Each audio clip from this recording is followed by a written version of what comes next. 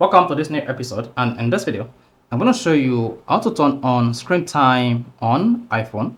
So if you're using iPhone running on iOS 16 or earlier, iOS 15 or earlier, a typical example of iPhone 6, iPhone 6X or iPhone 6X Plus, then this video is going to walk you through how you can easily set up or turn on screen time on your device. So go to your iPhone settings.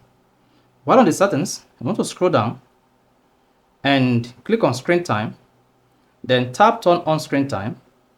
You should see a pop that says get insight about your screen time and set limits for what you want to manage. This includes your weekly reports, downtime and app limits, content and privacy restriction, screen time passcode. So you can easily set up screen time passcode to protect your iPhone screen time. Then hit the continue button. Once you click on the continue button, you should see a pop that says, is this iPhone for yourself or your child? So if this is your iPhone, then you need to click this is my iPhone. If it is for your child, then you need to click this is my child's iPhone, so that you can set up additional parental control on your child's screen time. Then click on this is my iPhone, then wait a couple of seconds. There you go, you should see the screen time pop up.